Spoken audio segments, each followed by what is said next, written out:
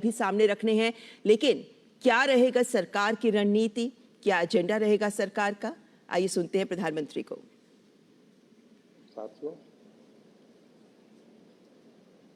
आज बजट सत्र के प्रारंभ में मैं समृद्धि की देवी मां लक्ष्मी को प्रणाम करता हूं।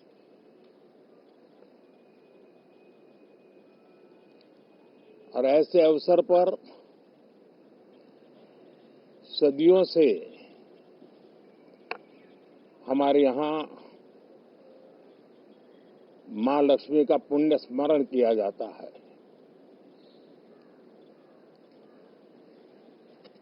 सिद्धि बुद्धि प्रदे देवी, सिद्धि बुद्धि प्रदे देवी, भुक्ति मुक्ति प्रदायिनी, भुक्ति मुक्ति प्रदायिनी, मंत्र मूर्ते सदा देवी, मंत्र मूर्ते सदा देवी, महालक्ष्मी नमोस्तुते, महालक्ष्मी नमोस्तुते। मां लक्ष्मी हमें सिद्धि और विवेक देती है, समृद्धि और कल्याण भी देती है। मैं मां लक्ष्मी से प्रार्थना करता हूं कि देश के हर गरीब एवं मध्यम वर्ग समुदाय पर मां लक्ष्मी की विशेष कृपा रहे। साथियों, हमारे गणतंत्र के 75 वर्ष पूरे हुए हैं।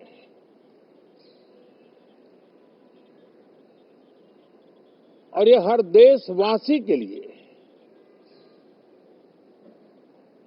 सर्वाधिक गौरवपूर्ण है और विश्व के लोकतांत्रिक जगत के लिए भी भारत का ये सामर्थ्य अपनी एक विशेष स्थान बनाता है। साथियों, ये देश की जनता ने मुझे तीसरी बार ये दायित्व दिया है और इस तीसरे कार्यकाल का ये पहला पूर्ण बजट है।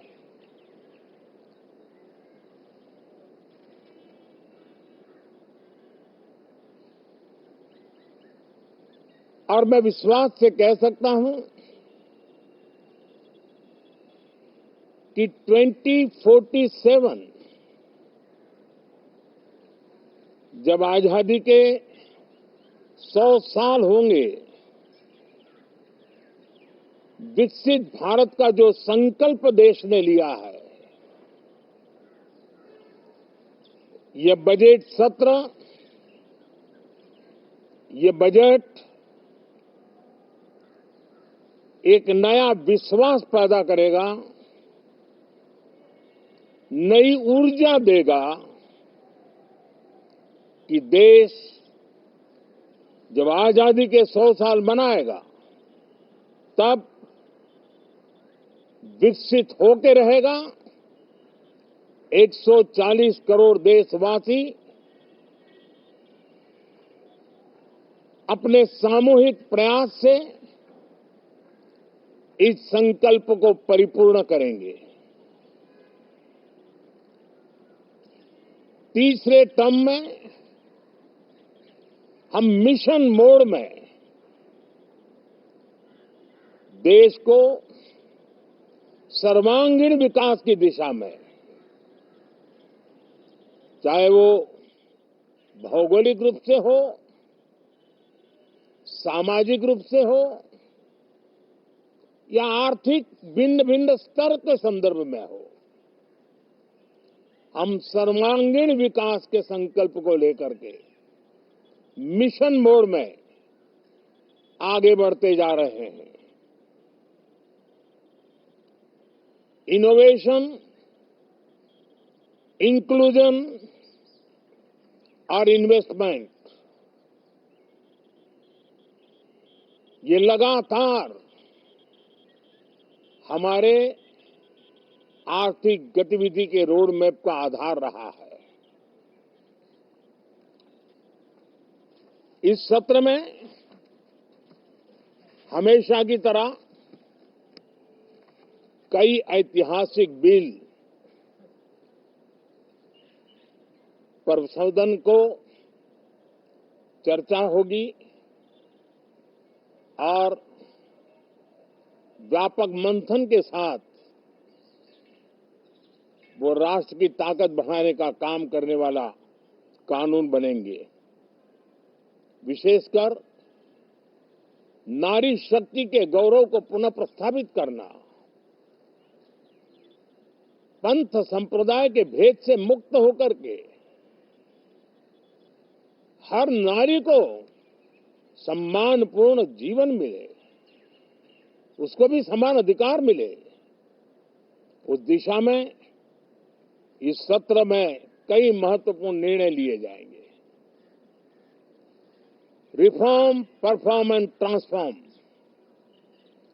जब विकास की तेज गति को प्राप्त करना होता है तो सबसे ज्यादा बल रिफॉर्म पर रहता है।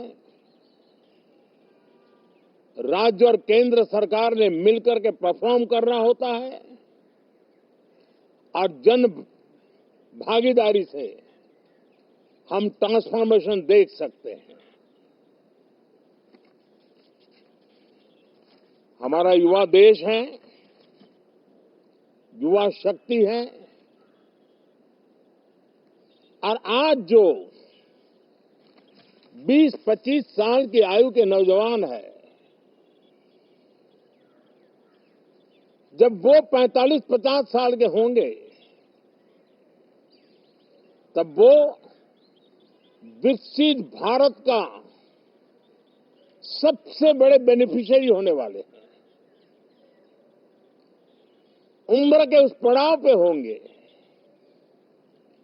नीति निर्धारण की व्यवस्थाओं में उस जगह पे बैठे होंगे कि वे गर्व के साथ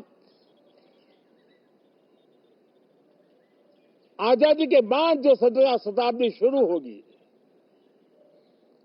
एक विकसित भारत के साथ आगे बढ़ेंगे। और इसलिए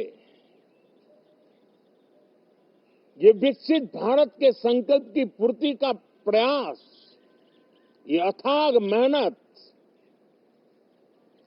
आज जो हमारे टीनेजर्स हैं, हमारी युवा पीढ़ी है, उनके लिए ये एक बहुत बड़ा तोहफा बनने वाली है। जो लोग 1930 में, 42 में आजादी के जंग में जुट गए थे, पूरी देश की युवा पीढ़ी खप गई थी आजादी के जंग में, और उसके फल 25 साल के बाद जो पीढ़ी आई उसको नसीब हुए। उस जंग में जो नौजवान थे उनको नसीब हुए। आजादी के पूर्व के वो 25 साल आजादी के जश्न मनाने का अवसर बना। वैसे ही ये 25 वर्ष समृद्ध भारत, विकसित भारत, ये संकल्प से सिद्धि और सिद्धि से शिखर तक पहुंचने का देशवासियों का इरादा। और इसलिए बजट सत्र में सभी सांसद विकसित भारत को मजबूती देने के लिए अपना योगदान देंगे। विशेष करके जो युवा सांसद है, उनके लिए तो सुनहरा अवसर है, क्योंकि वो आज सदन में जितनी जागरूकता, जितनी भागीदारी बढ़ाएंगे और विकसित भारत के जो फल है वो तो उनकी नजर के सामने देखने को मिलने वाले हैं। और इसलिए युवा सांसदों के लिए एक अनमोल अवसर है। साथियों, मैं आशा करता हूं कि हम देश की आशा आकांक्षाओं के इस बजट सत्र में खरे उतरेंगे। साथियों, आज एक बात आपने जरूर नोट की होगी, मीडिया के लोगों ने तो जरूर करनी चाहिए। शायद 2014 से लेकर अब तक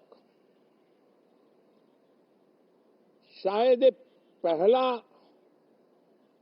पार्लियामेंट का सत्र है कि जिसके एक दो दिन पहले कोई विदेशी चिंगारी नहीं प्रगटी है। विदेश में से आग लगाने की कोशिश रही हुई है।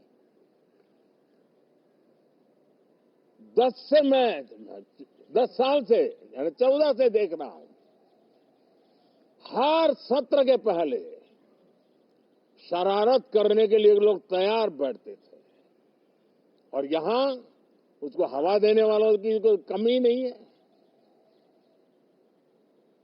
ये पहला सत्र मैं पिछले 10 साल के बाद देख रहा हूं कि जिसमें किसी भी विदेशी कोने से